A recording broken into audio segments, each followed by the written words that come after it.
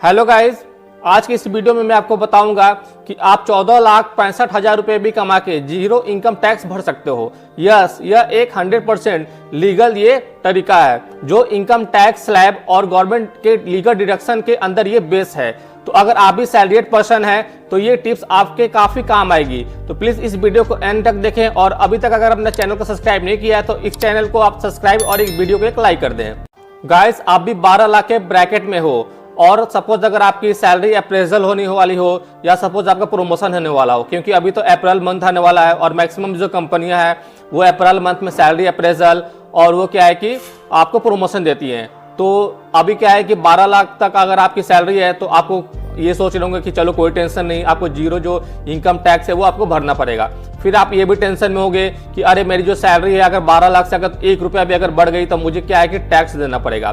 तो क्या है कि जो न्यू इनकम टैक्स रिजाइम 2025-26 है तो उसमें क्या है कि अगर आप 14,65,000 रुपए भी कमा रहे हैं तो आपको जीरो इनकम टैक्स आपको पे करना पड़ेगा। तो मैं आपको आगे इस वीडियो में एक स्मार्ट आपको एक ट्रिक बताऊंगा जिसके थ्रू आप 14,65,000 रुपए भी कमा के आप जीरो इनकम टैक्स भर सकते हैं। तो चलिए शुरू करते हैं। गाइज, अब मैं आपको एक स्मार्ट ट्रिक बताऊंगा जिसके थ्रू आप 14,65,000 की इनकम पे आप टैक्स फ्री यानी जीरो इनकम टैक्स आप उसको पे कर सकते हैं। जैसे सपोज अगर आपकी एनुअल सीटीसी 14,65,000 है तो क्या है कि आपकी जो बेसिक जो सैलरी है वो सीटीसी का 50% होता है। तो यानी 14,65,000 का जो 50% है वो क्या है कि 7,32,500 रुपीज होगा। उसके बाद है एनपीएस एम्प्लॉयड कंट्रीब्यूशन, तो ये आपकी बेसिक जो सैलरी है उसका 14% होता है। तो ये हो जाएगा 1,02,550 रुपी।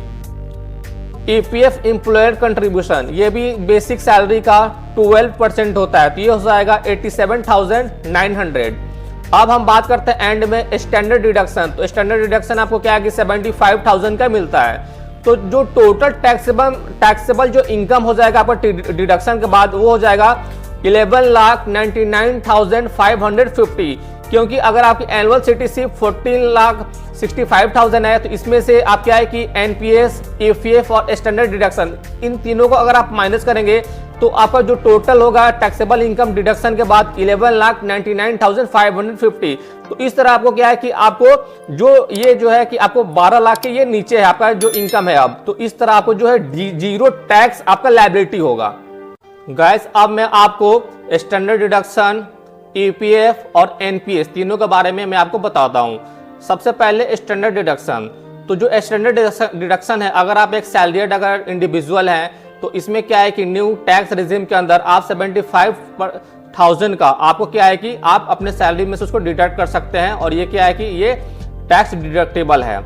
सेकंड, अगर हम बात करें एनपीएस, तो एनपीएस क्या है कि अंदर सेक्शन 80CC-D2 के अंदर आपको क्या है कि आपकी जो बेसिक सैलरी का 14% जो है वो टैक्स डिडक्टेबल है।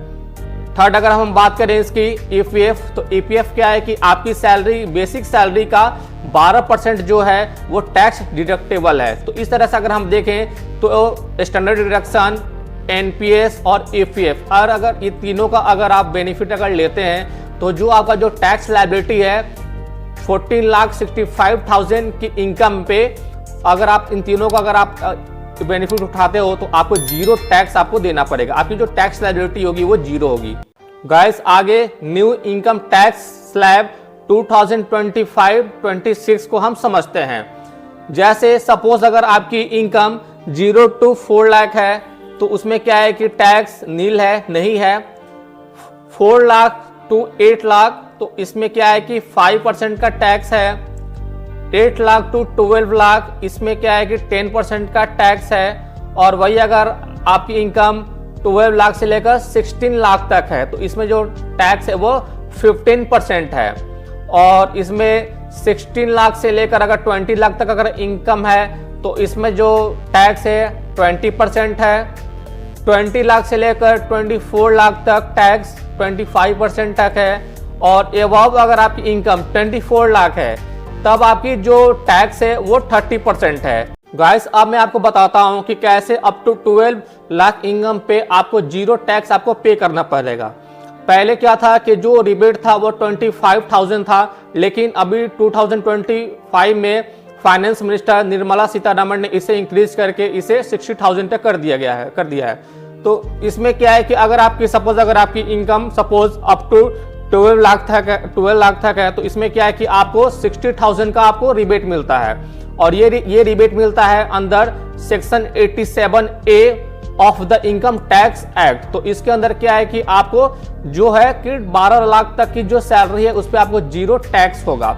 तो इस तरह से मैंने आपको बताया कि अगर आपकी इनकम 14,65,000 है तब भी आपको 0 टैक्स पे करना पड़ेगा, क्योंकि इसमें क्या है कि अगर आप स्टैंडर्ड डिडक्शन, EPF और जो क्या है कि NPS में अगर आप कंट्रीब्यूट करते हैं तब भी आपको क्या है कि आपको 0 टैक्स आपकी लायबिलिटी होगी। गाइस, अगर आप EPF और NPS में अगर कंट्रीब्यूट करते हो तो ये आपके लिए फ्यूचर में काफ़ी बेस्ट होता है, क्योंकि जो EPF है ये गवर्नमेंट एक स्कीम है और इसमें क्या है कि आपका जो है 12% आपका कंट्रीब्यूशन होता है और जो आपके एम्प्लॉयर होता है तो उसका भी 12% उसका कंट्रीब्यूशन होता है।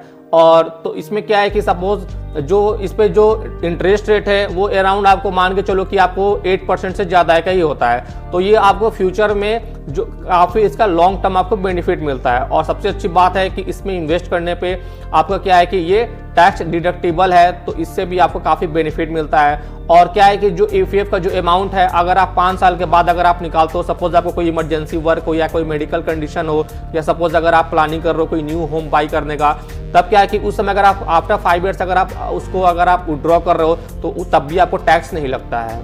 वही अगर हम बात करें नेशनल पेंशन स्कीम के बारे में यानी NPS, जो NPS है ये भी काफ़ी यूजफुल ये स्कीम है। इसमें क्या है कि अगर आप इसमें इन्वेस्ट करते हैं तो आपको क्या है कि रिटायरमेंट के बाद आपको इसका काफ़ी बेनिफिट मिलता है। रिटायरमेंट के बाद क्या है कि आपकी जो फाइनेंशियल जो स्टेबिलिटी है वो बनी रहती है और हर मंथ क्या है कि आपको कुछ जो पेंशन के रूप में आपको कुछ अमाउंट मिलते रहता है, तो इससे आपकी फाइनेंशियल सिक्योरिटी और फाइनेंशियल स्टेबिलिटी वो बनी रहती है।